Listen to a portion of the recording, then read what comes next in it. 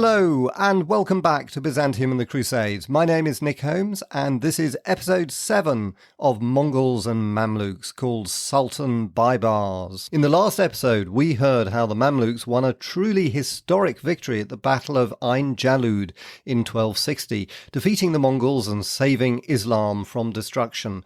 Baghdad, the cultural centre of Islam, had been brutally sacked by the Mongols in 1258 and it had looked as if the Mongols would overrun the whole of Islam, much to the delight of many, but not all Christians. I say not all Christians because most of the Crusaders in the Middle East, or Outre-mer as it was called at the time, meaning overseas in French, were actually very suspicious of the Mongols, while the great crusading French king Louis IX, who'd led the Seventh Crusade, hoped that the Mongols would become the allies of the Christians against Islam. The native Crusaders were a lot more suspicious of the Mongols, and I think rightly imagined that if they defeated the Muslims, Outre-mer would just become a Mongol vassal state. For this reason, most of the Crusaders didn't actually join the invading Mongol army. But the main reason why the Mamluks triumphed at Ain Jalut was that most of the Mongol army had been called away because the great Mongol Khan Monka died in 1259, leaving his relatives to squabble over his succession.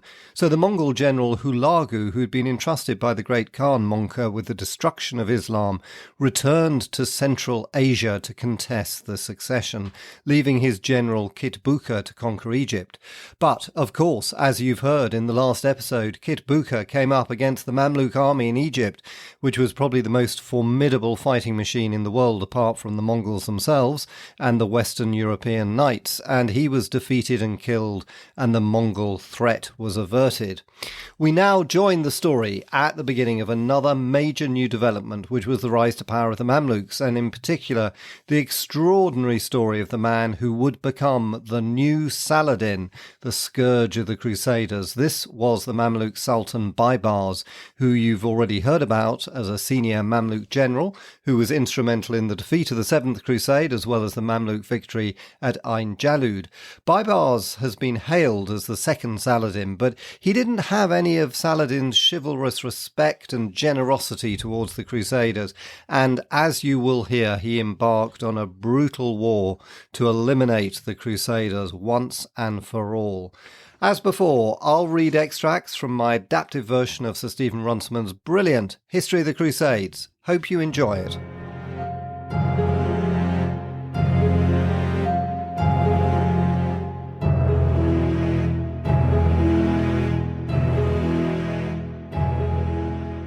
"5 days after the Mamluks' decisive victory over the Mongols at the Battle of Ain Jalut, the Sultan Qutuz entered Damascus. The Ayyubite al-Ashraf, who had deserted the Mongol cause, was reinstated in Homs. The Ayyubite emir of Hama, who had fled to Egypt, returned to his emirate. Aleppo was recovered within a month. The Mongol leader Hulagu, angry as he was at the loss of Syria, could do nothing until order was restored in the heart of the Mongol Empire. He sent troops to recover Aleppo in December, but after a fortnight they were forced to retire, having massacred a large number of Muslims in reprisal for the death of his general Kitbuka. But that was all that Hulagu could achieve to avenge his faithful friend. The Egyptian Sultan Qutuz set out on the return journey to Egypt, covered with glory. But though Kitbuka's prophecy of vengeance was never wholly fulfilled, his taunt of the disloyalty of the Mamluks very soon was justified. Qutuz had grown suspicious of his most active lieutenant, Baibars, and when Baibars demanded to be made governor of Aleppo, the request was brusquely refused. Baibars did not wait long to take action. On the 23rd of October 1260, when the victorious Egyptian army reached the edge of the delta, Qutuz took a day's holiday to go hunting hares. He set out with a few of his emirs, including Baibars and some of his friends. As soon as they were well away from the camp, one of them came up as though to make a request of the Sultan, and while he firmly held him by the hand as though he was going to kiss it, Baibars rushed up from behind and dug his sword into his master's back. attack. The conspirators then galloped back to the camp and announced the murder. The Sultan's chief of staff, Aktai, was in the royal tent when they arrived, and at once asked which of them had committed the murder. When Baibars admitted that it was he, Aktai bade him sit on the Sultan's throne and was the first to pay him homage, and all the generals in the army followed his example. It was as Sultan that Baibars returned to Cairo. Rukn ad-Din Baibars was now approaching his 50th year. He was a Kipchak Turk by birth, a huge man with a brown skin, blue eyes, and a loud, resonant voice. When he came first to Syria as a young slave, he was offered for sale to the Emir of Hama, who examined him and thought him too coarse a lout. But a Mamluk Emir, Bundukdar, noticed him in the market and sensed his intelligence. He was bought for the Sultan's Mamluk guard.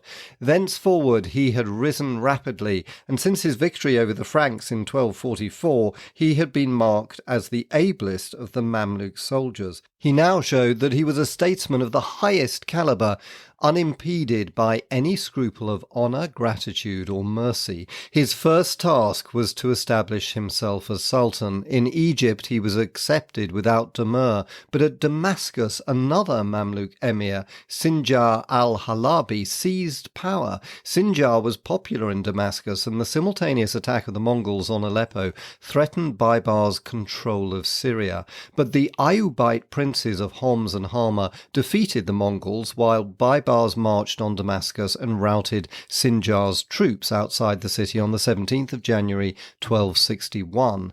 The citizens of Damascus fought on for Sinjar, but their resistance was stamped out. Baibars went on to deal with the Ayyubites. The Prince of Karak was induced by pleasant promises to put himself into the Sultan's power and was quietly eliminated. Al-Ashraf of Homs was allowed to retain his city until his death in 1263, when it was annexed. It was only at Hama that a branch of the family was able to last on, closely supervised for another 3 generations. Baibars also wished to give his government a religious sanction. Some Bedouin brought to Cairo a dark-skinned man called Ahmet, whom they declared to be the uncle of the late Caliph. Baibars pretended to verify his descent and saluted him as Caliph and religious leader of Islam, but deprived him of any material power. Ahmet, who was renamed Al-Hakim, was soon sent to recover Baghdad from the Mongols. When he was killed during his attempt, to which Baibars gave very little support, a son of his was raised to the nominal caliphate. This shadowy line of doubtful Abbasids was preserved in Cairo so long as the rule of the Mamluks lasted. The Sultan's next task was to punish the Christians who had helped the Mongols. His particular resentment was reserved for King Hetum of Armenia and Prince Bohemond of Antioch. In the late autumn of 1261, he sent an army to take control of Aleppo, whose Mamluk governor had been insubordinate, and to carry out extensive raids in Antiochene territory. Further raids were made next summer, and the port of St. Simeon near Antioch was sacked.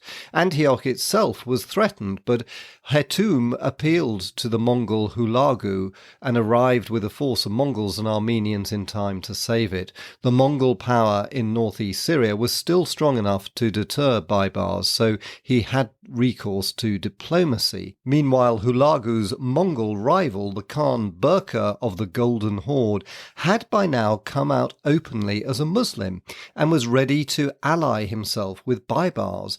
As for the main body of Crusaders based at Acre, they had hoped that their friendliness to the Mamluks at the time of the Ain Jalut campaign would preserve them from hostile attentions. But when John of Jaffa and John of Beirut went to Baibars' camp late in 1261 to attempt to negotiate for the return of Crusader prisoners taken during recent years and for the fulfillment of a promise made by Sultan Aibek to restore Zirin in Galilee, or else to pay an indemnity for it, Baibars, though he seems to have liked John of Jaffa, refused to listen to them and instead sent all of the prisoners off to labour camps.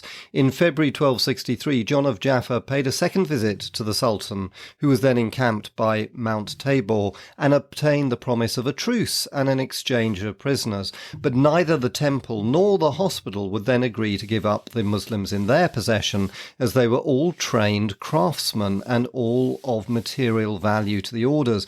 Baibars himself was shocked by such mercenary greed. He broke off negotiations and marched into Crusader territory. After sacking Nazareth and destroying the Church of the Virgin, he made a sudden swoop on Acre itself on the 4th of April 1263. There was severe fighting outside the walls, in which the Crusader leader Geoffrey of Sergine was badly wounded, but Baibars was not yet ready to besiege the city. He retired after sacking the suburbs.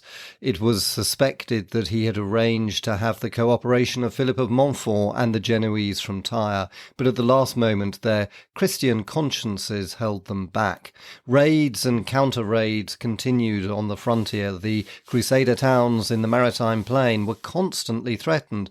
As early as April 1261, Balian of Ibelin, Lord of Arsuf, leased his lordship to the hospital, knowing that he could not afford its defence. Early in 1264, the temple and the hospital consented to unite forces to capture the little fortress of Lison, the ancient Megiddo, and a few months later they made a joint raid down to Ascalon, while in the autumn the French troops, paid for by King Louis IX, penetrated very profitably as far as the suburbs of Bison.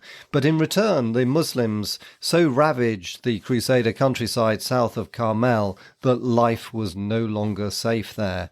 At the beginning of 1265, Baibars set out from Egypt at the head of a formidable army. The Mongols had shown signs of aggression in northern Syria that winter, and his first intention was to counterattack against them. But he learnt that his troops in the north had held the Mongols off. He could therefore use his army to attack the Crusaders in the south.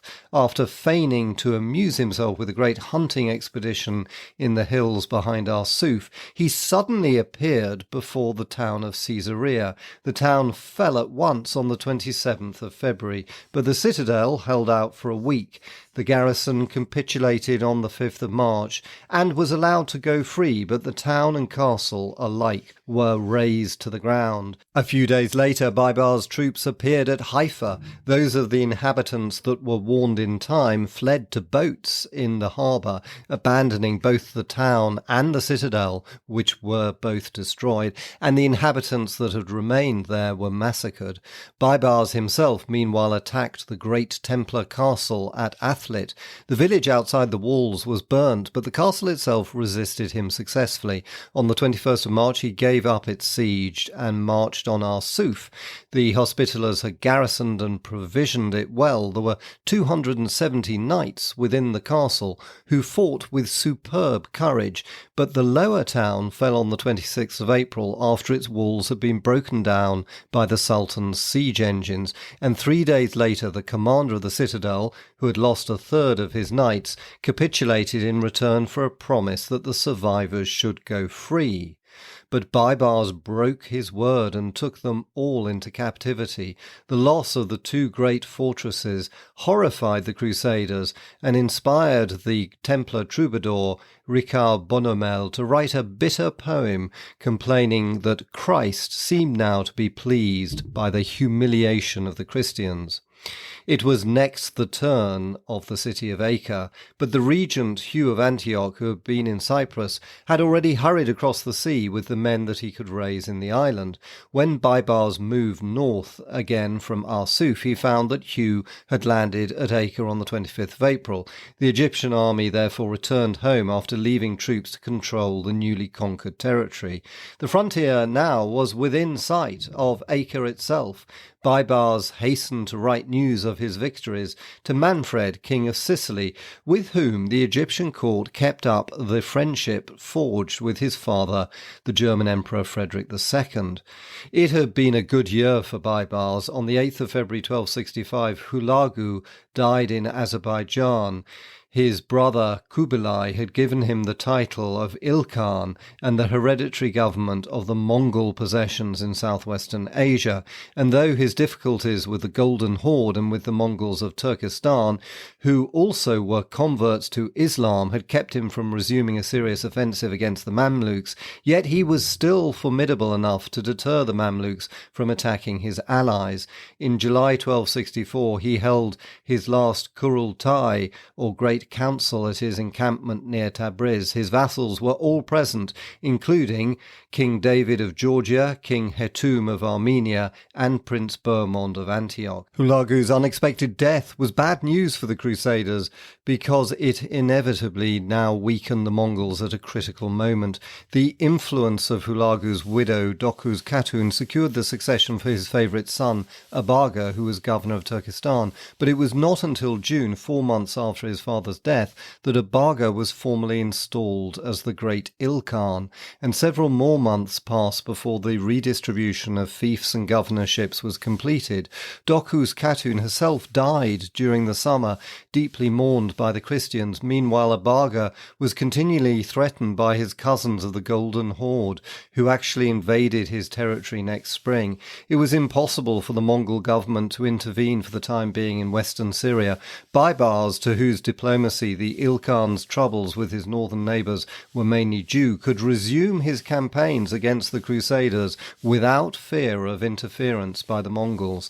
In the early summer of 1266, while Abaga's armies were occupied in beating off the Khan Burka's invasion of Persia, 2 Mamluk armies set out from Egypt. One, under Baibars himself, appeared before Acre on the 1st of June, but the regiment maintained there by the French King Louis IX had recently been reinforced from France. Finding the city so strongly garrisoned, Baibars turned aside to make a demonstration of power before the Teutonic fortress of Montfort, then marched suddenly on Safed, from whose huge castle the Templars dominated the Galilean uplands. The fortifications had been entirely reconstructed some 25 years before, and the garrison was numerous, though many of the soldiers were native Christians or half-breeds. Baibars' first assault on the 7th of July was beaten back, nor was he more successful with his next attempts on the 13th and 19th of July. He then announced through heralds that he offered a complete truce to any of the native soldiers that would surrender to him. It is doubtful how many of them would have trusted his word, but the Templar knights at once grew suspicious. There were recriminations which came to blows, and the Christian Syrians began to desert the Templars. The Templars soon found it impossible to hold the castle. At the end of the month, they sent a Syrian sergeant, whom they believed to be loyal, down to Baibars' camp to offer surrender. The Syrian, whose name was Leo, returned with the promise that the garrison should be allowed to retire without harm to Acre. But when the Templars handed over the castle to Baibars on these terms, he had them all beheaded. Whether Leo had been a conscious traitor is uncertain, but his prompt conversion to Islam was evidence against him. The capture of Safed gave Baibars control of Galilee. He next attacked Tehran, which fell to him with hardly a struggle. From Tehran he sent a troop to destroy the Christian village of Quara between Homs and Damascus, which he suspected of being in touch with the Crusaders. The adult inhabitants were massacred and the children enslaved. When the Christians from Acre sent a deputation to ask to be allowed to bury the dead, he roughly refused, saying that if they wished for martyrs' corpses, they would soon find them at home. To carry out his threat, he marched down to the coast and slaughtered every Christian that fell into his hands. But once again, he did not venture to attack Acre itself, where the regent Hugh had just arrived from Cyprus. While Baibars campaigned in Galilee, the second Mamluk army, under the ablest of his emirs Kalawan, assembled at Homs after a lightning raid towards Tripoli, during which he captured the forts of Kalat and Halba and the town of Arka, which controlled the approach to Tripoli from the Bukaya. Kalawan hurried northward to join with the army of Al-Mansur of Hama. Their combined troops then marched to Aleppo and turned westward into Cilicia. King Hetum of Armenia had expected a Mamluk attack. In 1263, on the news of the Mongol Hulagu's death, he had attempted to come to terms with Baibars. He thought this might be possible because the Egyptian Ottoman navy depended for its shipbuilding on wood from southern Anatolia and the Lebanon. Hethum and his son-in-law Bohemond of Antioch controlled these forests and hoped to use their control as a bargaining point, but the attempted blockade only made Baibars the more determined on war. In the spring of 1266, knowing that a Mamluk attack was imminent, Hethum set out for the court of the Mongol Ilkhan at Tabriz. While he was there pleading for Mongol help, the storm burst.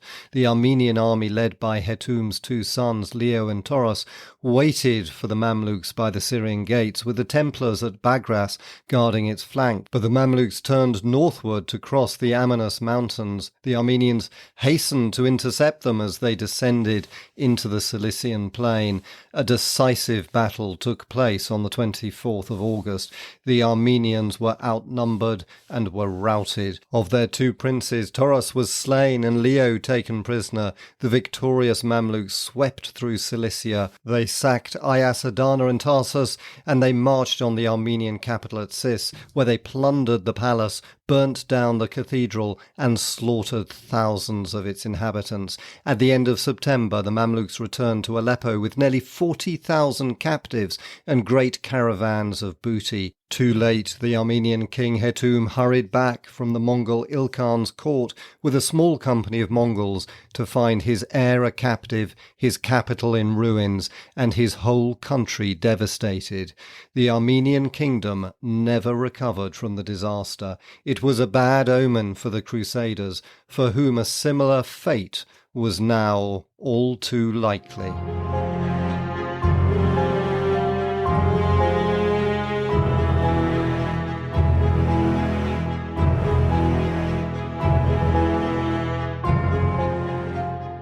And that ends this episode. Hope you enjoyed it. And if you did, I'd be really grateful if you wanted to recommend it to a friend or leave a review. Thank you so much.